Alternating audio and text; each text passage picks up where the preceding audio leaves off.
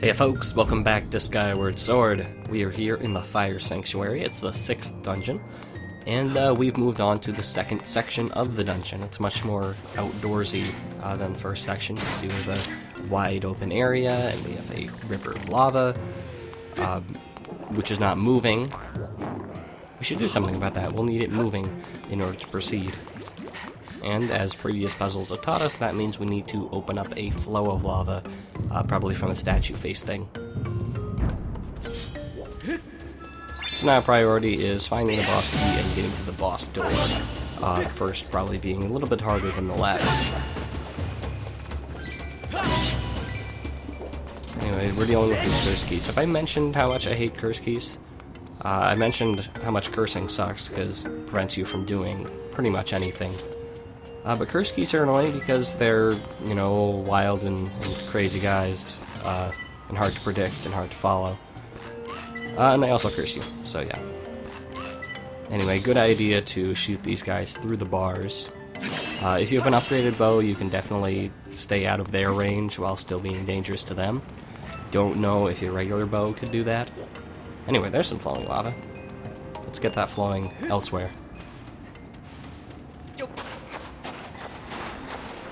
And you'll remember, this is our upgrade of the dungeon. We get the ability to dig in these tunnels. And hello, we have a friend.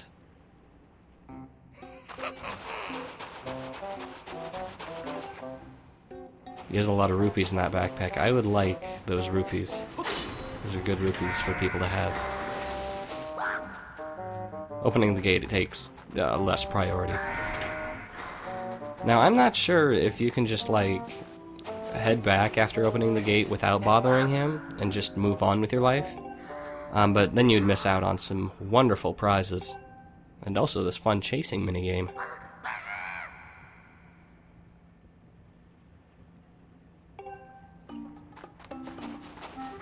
Now, I'm not sure I have a good strategy tips to deal with this guy. Basically, you want to cut him off at the pass. You want to, like, fake him out and have you two converging at the same location. But it's something you can say, but I have trouble putting it into action. I was lucky to get it that quickly. If other people are better at that kind of thing, by all means, go ahead and be good at that kind of thing.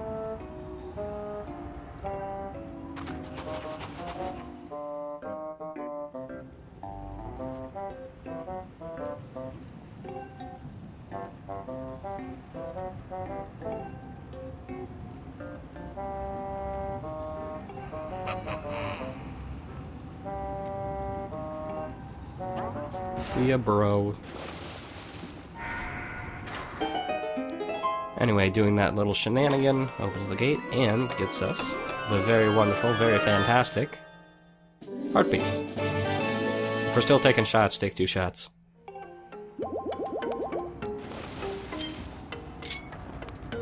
Yeah, it's another one of those instances of having a heart piece inside a dungeon, and I'm not really sure I like that. But whatever, I'll forgive it.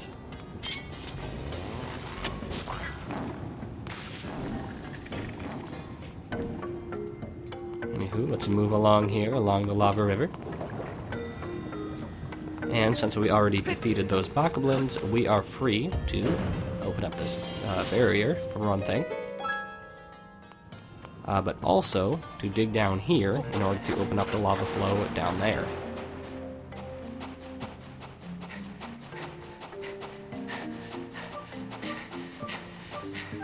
Now here's a little thing.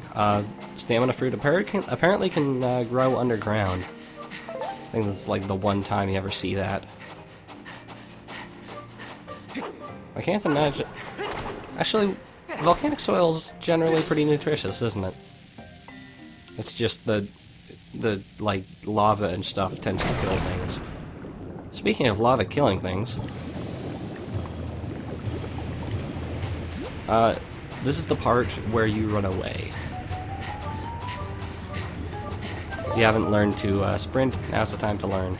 Because the stamina fruit are there to tell you that you can, in fact, sprint underground. So yeah, it's a sort of intense chase, but you basically have no chance of screwing it up because you have full stamina when the cutscene ends. And unless you just completely tuck yourself out, you probably won't die. And maybe if you tuck yourself out, you won't. I don't know. And I feel like the lava could have been a little bit closer to the exit when we were leaving, just to make it feel a little more tense. But it is a good oh shit kind of moment. Anyway, now that the lava is flowing, we can move along over here. Also, screw those guys. People have recommended using Skyward Strikes on them. Bombs are more satisfying, and Skyward Strikes take some time to charge, and during that time they could very easily shoot you.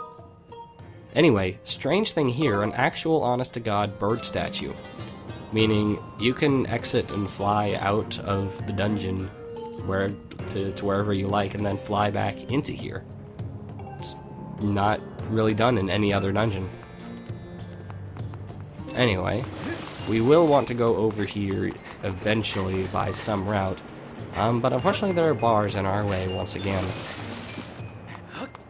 But there are prizes over there, so we'll need to find an alternate route. Now then, think back. Remember the advice from the beginning of the dungeon. Jump into the sleeping statue. And just have faith that you won't fall into lava. Hey, there we go. Not quite Indiana Jones, but I'll take it. Anyway, goddess wall right here. I mentioned in previous segment that there was a goddess wall I passed up because there were two other ones in the dungeon. This is one of them. And at this point, I'm going to want to stock my bottles with fairies. Because fairies are a good thing to have.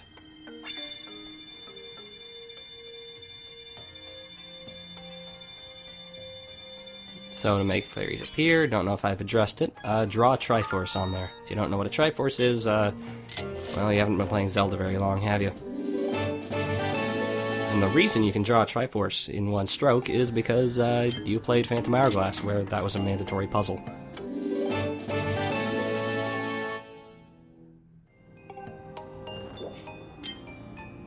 Now there was one time when I was recording this section, wasn't a very good recording.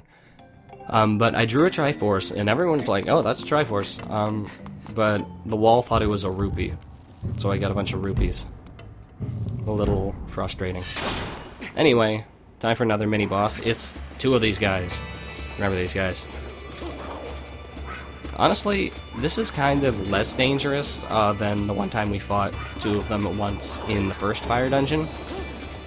Because, well, there's no lava around you this time. So you can just focus on dealing with the Lizifos. I think they are Lizifos. I look on Zelda with you. They're Lizifos and not Dynaphos. But really, only reason this might be more tricky than previous encounters is because of the Curse Breath. And if you do happen to get caught by it, just backflip and run away and go crazy. But I'm proud of how well I've managed to improve on fighting those things, because you remember, I really sucked at them before, but I have not taken a hit from them in this entire dungeon.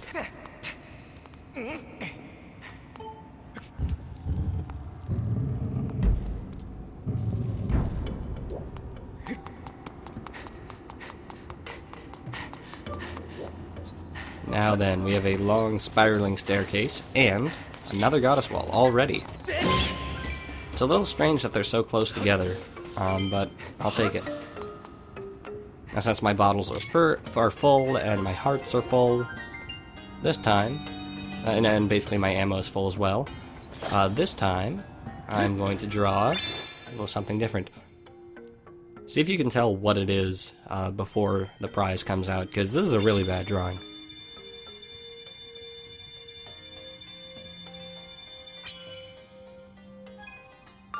If you guessed rupees, you're right. Oh lord, I loves me some rupees. Not as many rupees as what I liked, honestly. At this point, I think it was like 60 rupees or something like that. At this point, not really so much. Anyway, this can be a precarious climb, because you're stuck on pretty narrow platforms, and there's a little bit of claw shotting to do. And there are cursed keys coming after you, and they will definitely wreck up your ship. And you can see I very narrowly avoided catastrophe in that instance. But I'm just too pro. I'm so cool. And all that for a monster horn, which I will never use.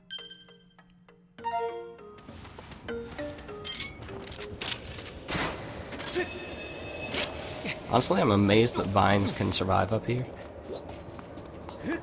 I mean, they're basically growing into a solid rock face, and it's like a volcano. I don't know. I'm not a botanist. Anyway, it reminds me of a certain section of Twilight Princess, but not even remotely the same place, so it's probably just a coincidence. Anyway, as you can tell by the design of that chest, that is the boss key in there. In order to get to it, we need to do probably the most interesting thing we'll ever do underground. You gotta light the things underground in a certain order according to the number of wings on these statues. And honestly, we probably didn't need the hint to figure that out, but it's appreciated, I guess. And even though this is honestly a really simple puzzle, I appreciate it because we're actually... Oh god, I screwed up, sorry. Because we're actually, like, doing something other than just busting rocks. And you need to almost think and, like, count for a second. It's certainly not the most thrilling thing in the world, but it's a lot better than what we've been doing. I really would have liked to... If we're going to include these underground sections, which I'm not a big fan of, you gotta at least make them a little more complex and puzzly. Anyway, before we grab the key, oh lookery doodle, we gotta deal with one more of these jerks. Look at all the fucks I give about this guy. And he is mandatory because, you know, we're locked in. Well, we fought these guys so many times before, and oh man, this passageway up there is blocked. How is this going to affect our battle strategy? Not at all.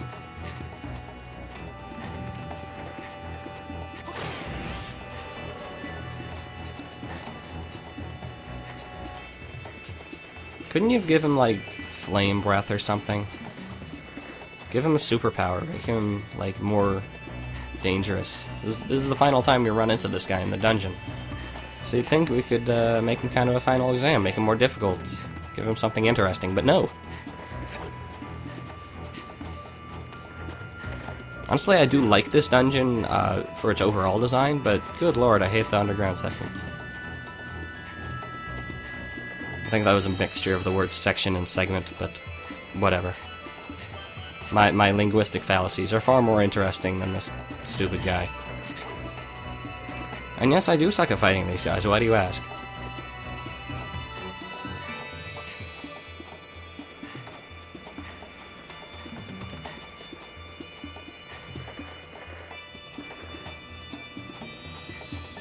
Almost there. There we go. Took far too long. I imagine those of you who are able to do the underground magma trapping easily also have a much easier time with those guys. But I never find them dangerous, you know, I didn't take a hit, no matter how much I sucked. Except that one time, shut up. But not here.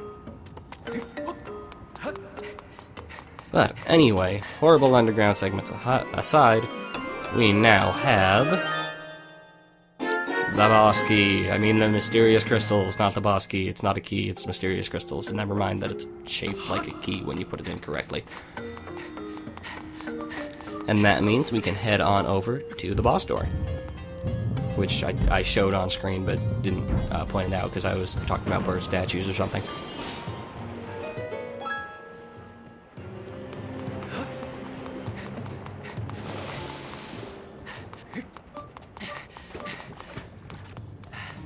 And I would probably recommend saving before going in, but screw it.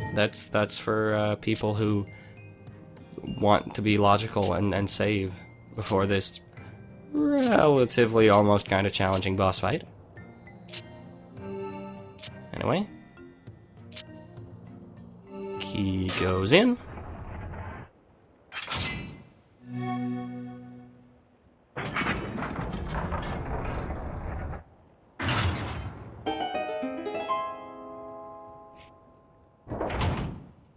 And then Link goes in.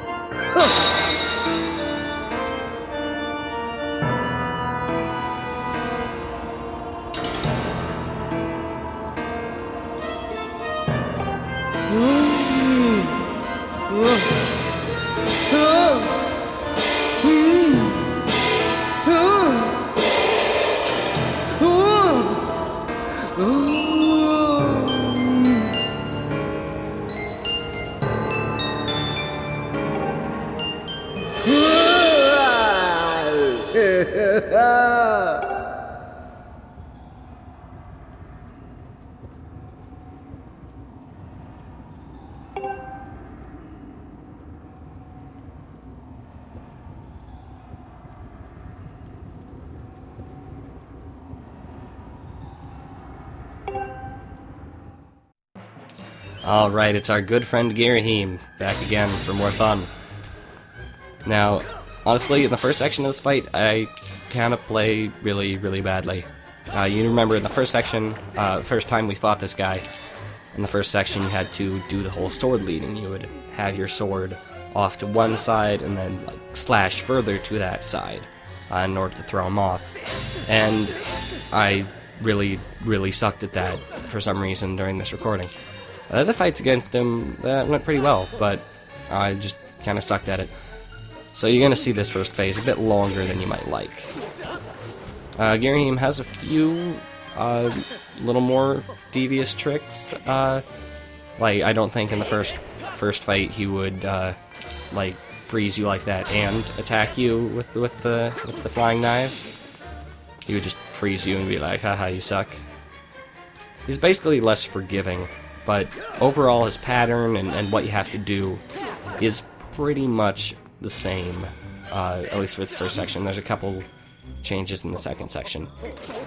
But you'll remember, yeah, he was the boss of the first dungeon, and a lot of people were really disappointed that we had to fight him again for this dungeon rather than having an original boss, like a new boss, something cool. And I understand what they mean. There is a certain sense of bookending the whole thing, starting and ending with Girahim for, you know, the first leg of the first section of the journey and the final leg of the second section of the journey. And it's, I don't know. When you're doing like a boss rush, it's kind of annoying to do him twice, but he's not the worst of it. Anyway, moving on to the second section. Dual wielding. I think he only had one the first time, I don't remember. But basically, now he will act kind of like a Stalfos, in that he will arrange his swords in a certain way, and you have to slash through it in order to damage him. You can also do this, he'll send them things at you, and I suck at timing. Just really bad at the timing. Anyway, when he disappears like that, he's probably going to stab the ground, so it's a good idea to backflip and do crazy things like that. But not backflip and avoid him so far as to be too far away to attack him once he's stuck in the ground. And if you do screw up and slash his swords and he blocks them, he'll attack you, and that won't be good. It is better not to rush and be hasty. It's better just to see, okay, that's what he's doing, I'd better slash this way. You can often actually get away with a spin attack in order to damage him. Backtrack. And yeah, you can see I just had barely enough time to sprint over to him. You basically want to do one backtrack. I'm just gonna spun the wrong way there. Like I said, don't be hasty. At this point I was like, oh man, this is a bad boss fight, I better wrap it up quick so it doesn't last too long, and of course that screwed me up and made it take longer, so don't do that. Anyway, as usual, you can parry his slashes at you, but they are a little trickier because he doesn't have the huge lead up and charge towards you. He just kind of stands there and slashes. Look at that. Slashing the wrong way, just I'm slashing awful. I was foolish. I was hasty. And I was like, should I use a potion? Hell no. I don't need no goddamn potion. I really wanted to get through this fight without a potion. Or any sort of healing. And I did it.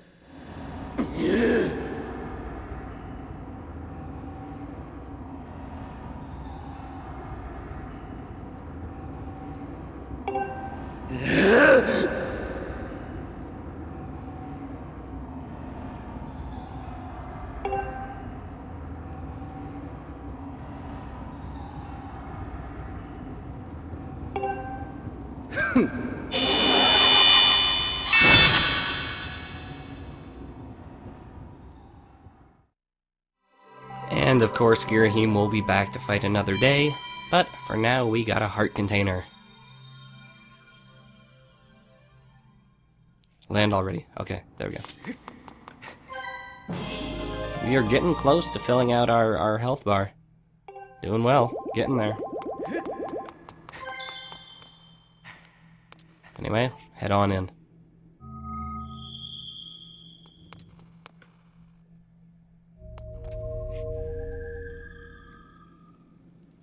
So, in this room rests the final sacred flame, Din's power, Din's flame, Din's whatever. And finally it's ours, and we'll get a fully powered, fully flamed up sword. And also, like, prove our worth to the gods or something.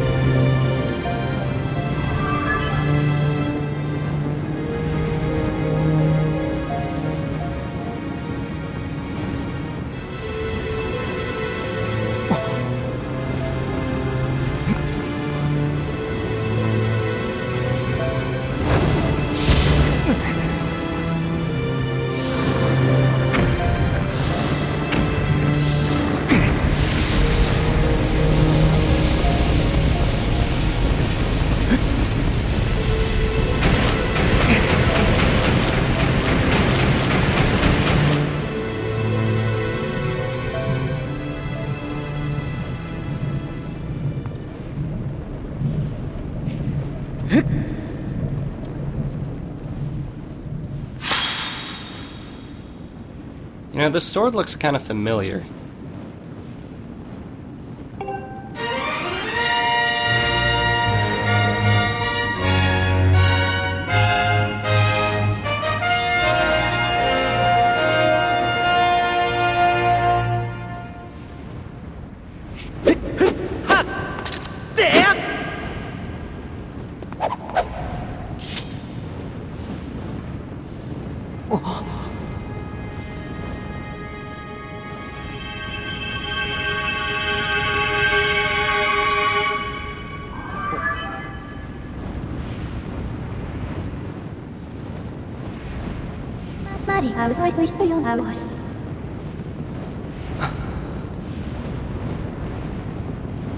Well, that's a dumb name.